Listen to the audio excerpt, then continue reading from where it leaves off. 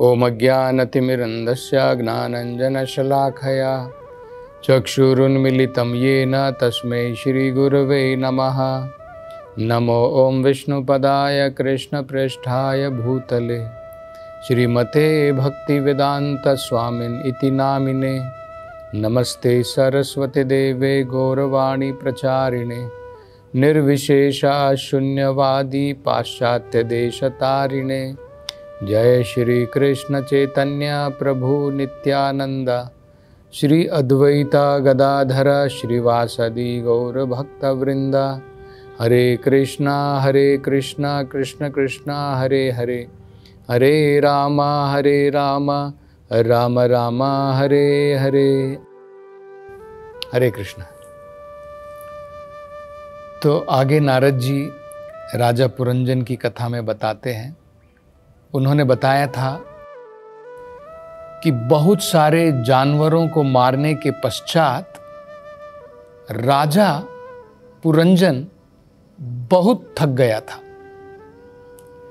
और थकावट के कारण वो घोर कार्य में जो लगा था उसको उसने छोड़ दिया।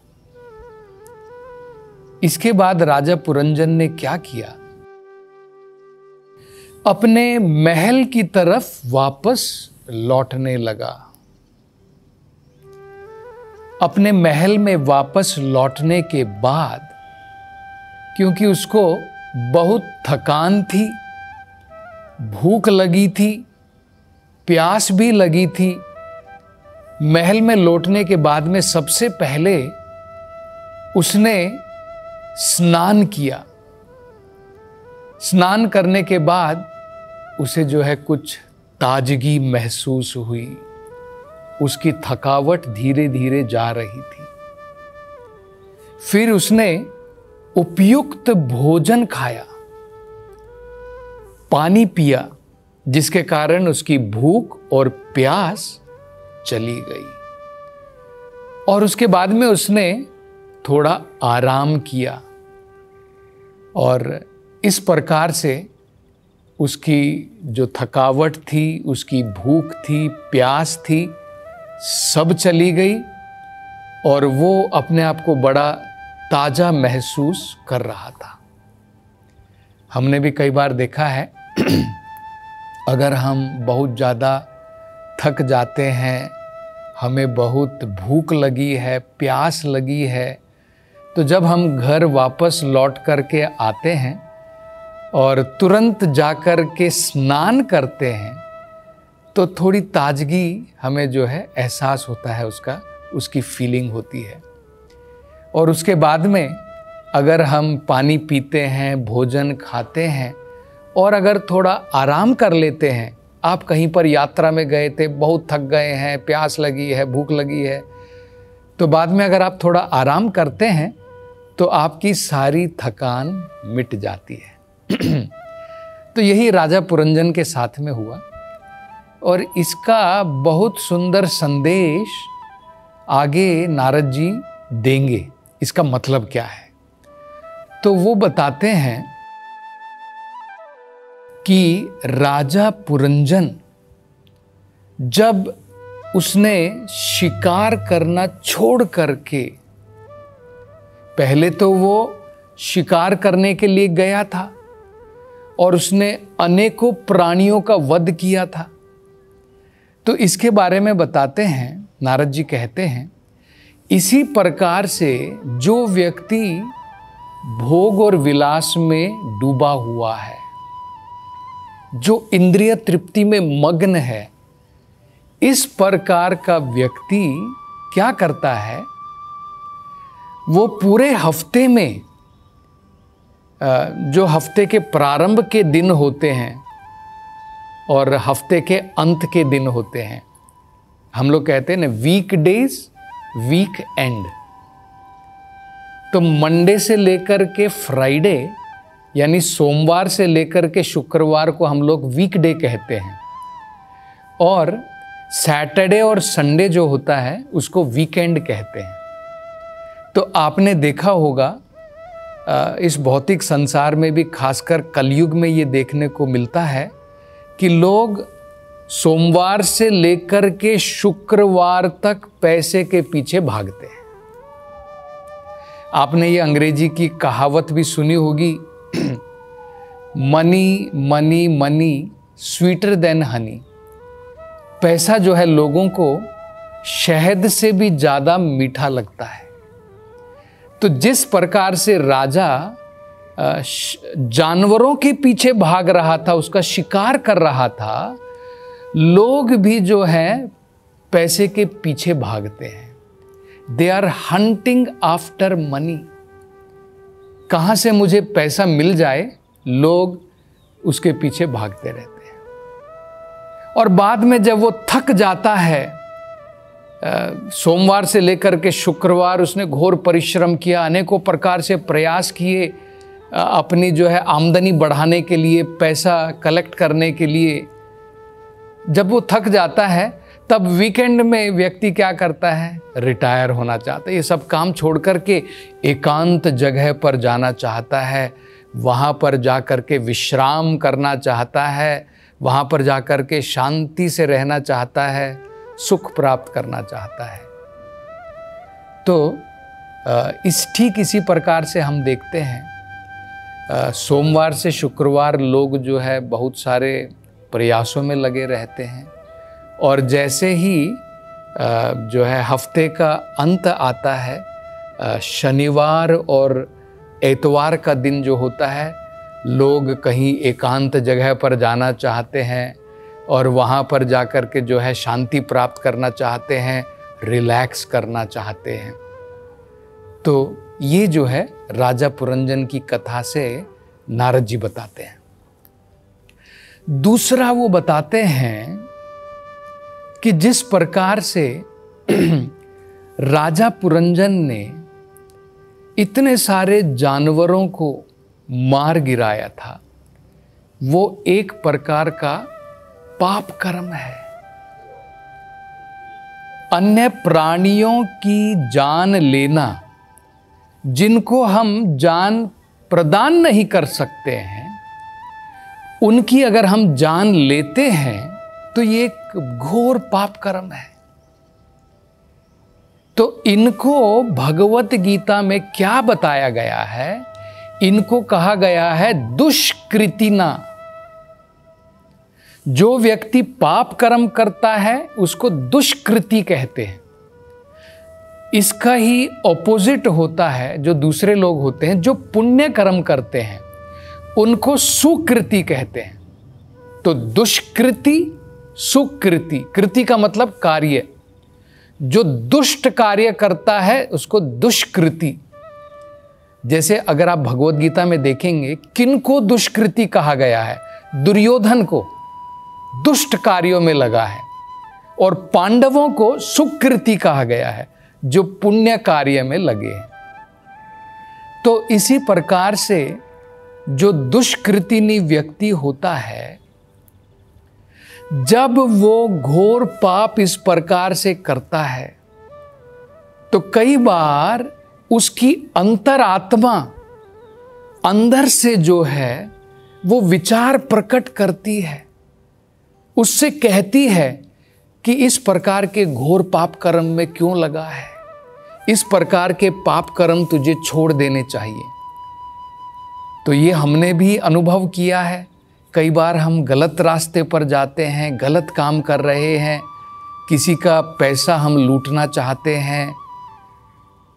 तो जब इस प्रकार का हम गलत कार्य करते हैं, हमारी अंतरात्मा हमसे कहती है कि क्यों इस प्रकार का गलत कार्य करता है, ये सही नहीं है। हमारी आत्मा हमें अंदर से खाती है। तब क्या होता है, उसकी आवाज को सुनकर के हम इस प्रकार के कार्य को छोड़ देते हैं। तो यही यहाँ पर राजा पुरंजन के बारे में बताया है कि बहुत सारे घोर पाप करने के बाद में जब उसकी अंतरात्मा से जब वो बिल्कुल जो है थक गया इस प्रकार के पाप कर्म करने पर, तब उसने इस कार्य को छोड़ दिया। तो इसी प्रकार से एक दुष्कृति व्यक्ति भी जो है, जब उसकी अंतरात्मा की आवाज वो सुनता है, तो इस प्रकार के दुष्ट कार्य को वो भी छोड़ देता है। और आगे नारद जी ने बताया था कि ये सब छोड़ने के बाद में वो वापस अपने घर आ जाता है, वापस अपने महल आ जाता है और वो क्या करता है, बहुत बढ़िया प्रकार से जो है स्नान करता है और उस स्नान करने के कारण उसको जो है ताजगी महसूस होती है। उसको लगता है कि अब मैं रिफ्रेश हो गया हूँ।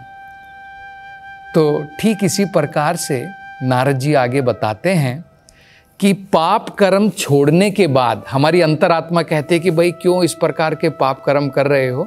उस प्रकार के पाप कर्म छोड़ने के बाद अगर हम एक साधु व्यक्ति, संत व्यक्ति, एक महात्मा, एक प्रामाणिक गुरु, उनसे उपदेश ग्रहण करते हैं तो उनके उपदेश ग्रहण करने के द्वारा ज्ञान की गंगा में अगर हम स्नान करते हैं तो हम भी जो है रिफ्रेश हो जाते हैं, हमें भी जो है ताजगी महसूस होती है।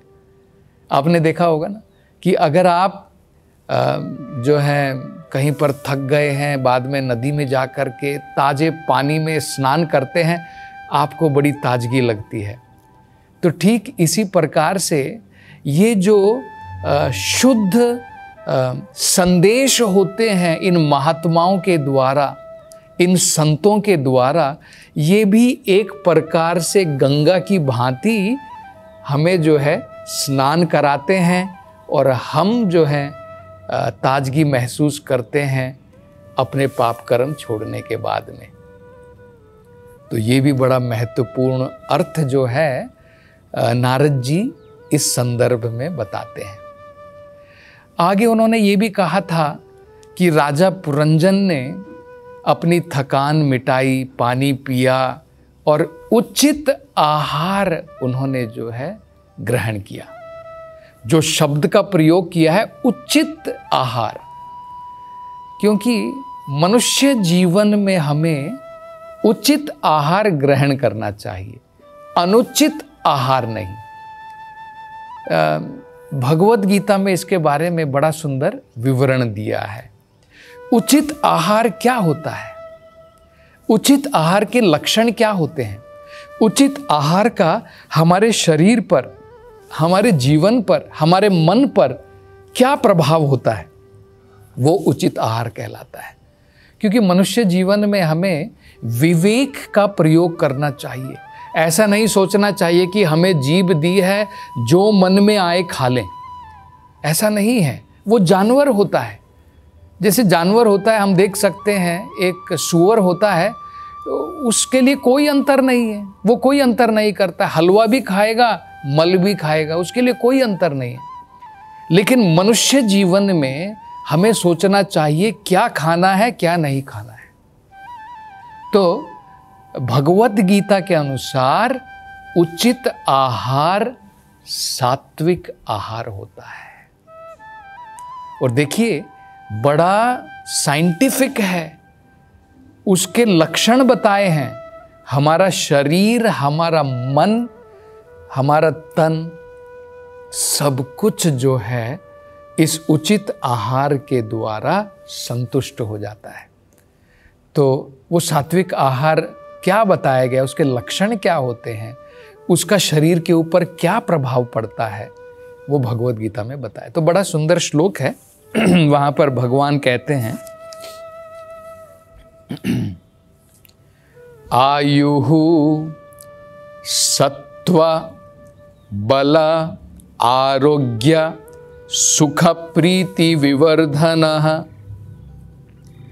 तो भगवद गीता में भगवान कृष्ण कहते हैं अगर हम उचित आहार लेते हैं, सात्विक आहार लेते हैं, तो 6 चीजें बढ़ेंगी, उन्नति होगी। वो क्या क्या है? हमारी आयु वर्धन होगी, हमारी आयु बढ़ेगी। आजकल हम लोग देखते हैं कि हम बिना सोचे समझे अनेकों प्रकार के अनहेल्दी, जिससे हमारे शरीर का आरोग्य चला जाता है, उस प्रकार का भोजन करते हैं, हमारी आयु घट जाती है। कई बार हम लोग देखते हैं कि व्यक्ति 40 साल की उम्र में उसको हार्ट अटैक आ जाता है, डायबिटीज़ आ जाती है, अनेकों प्रकार की 100-200 बीमारियां व्यक्ति जो है यंग एज में ही उसको आ जाती हैं। ये अनुचित आहार के द्वारा होता है। तो अगर आप सात्विक आहार लेंगे, एक लक्षण क्या है, आपकी आयु बढ़ेगी, घटेगी नहीं, कम नहीं होगी। और क्या होगा, आपका जीवन शुद्ध हो जाएगा, सत्वम, आपका जीवन शुद्ध हो जाएगा, प्योर हो जाएगा, सात्विक हो जाएगा। और क्या है, आपका बल, शारीरिक बल, मानसिक बल दोनों बढ़ेंगे सात्विक आहार के द्वारा। आपके शरीर का, मन का आरोग्य भी बढ़ेगा, अच्छा होगा। हेल्थ बोलते हैं ना, आरोग्य का मतलब होता है हेल्थ। तो आपके शरीर की हेल्थ भी अच्छी रहेगी, मन की हेल्थ, मन भी जो है अच्छा रहेगा। और सुख, आपको जो है हैप्पीनेस, एक प्रकार की प्रसन्नता होगी इस प्रकार का भोजन करने से। प्रीति विवर्धनाः, और आपके मन के अंदर में संतुष्टि आएगी। ये 6 लक्षण हैं सात्विक भोजन के। और ये भोजन कैसा होता है, देखिए उसके बारे में भी बताया कैसा होना चाहिए। रसयाः, रस से भरपूर होता है। जैसे फल आप देखते हैं उसमें कितना रस होता है, सब्जियां देखते हैं, ताजी सब्जियां उसमें बड़ी रसीली होती हैं। तो रसयाः। स्निग्धाः, स्निग्धा का मतलब होता है दूध और दूध से बने हुए पदार्थ, उसको स्निग्धा कहते हैं। स्थिराः, स्थिरा का मतलब होता है पूर्ण होता है, होलसम अंग्रेजी में कहते हैं ना। जो भी भोजन हमें करना चाहिए उसमें प्रोटीन होना चाहिए, मिनरल होने चाहिए, विटामिन होने चाहिए, कार्बोहाइड्रेट होना चाहिए, सब होने चाहिए। तो सात्विक भोजन पूर्ण होता है, इसलिए उसको स्थिरा कहते हैं। हृदयाः प्रियाः, और हृदय को भी अत्यंत जो है लुभाता है, उसको खाने में एक प्रकार का आनंद आता है। तो ये जो है सात्विक भोजन है। आगे नारद जी बताते हैं कि जब तक, जैसे यहाँ पर राजा पुरंजन हमने देखा कि जब तक उसकी थकान नहीं मिट गई और वो खुश हो गया है, तो जब तक हम इस भौतिक संसार से थक नहीं जाते हैं और खुश नहीं हो जाते हैं, तब तक कृष्णा भावनामृत में प्रगति नहीं कर सकते हैं। एवं प्रसन्न मनसो, प्रसन्न मन के द्वारा हम भगवत भक्ति में आगे बढ़ सकते हैं। और आगे नारद जी क्या बताएंगे, इसकी चर्चा हम अगली कथा में करेंगे। हरे कृष्णा। भगवान श्री कृष्ण के पवित्र धाम वृंदावन में एक भव्य मंदिर नई ऊंचाइयों को छू रहा है। वृंदावन चंद्रोदय मंदिर, जिसकी ऊंचाई 700 फीट होगी। इसमें होंगे शिखर, आलीशान मंडप, अन्नदान हॉल और कृष्ण लीला थीम पार्क। ये अभूतपूर्व परियोजना दुनिया भर में भारत की महान संस्कृति को प्रस्तुत करेगा। हम आप सबको ये सहर्ष सूचित करते हैं कि इसके प्रथम चरण का उद्घाटन शीघ्र ही होने वाला है। हम आपको भगवान श्री कृष्ण के मंदिर निर्माण में अपना सहयोग देने के इस अभूतपूर्व अवसर में भाग लेने के लिए आमंत्रित करते हैं।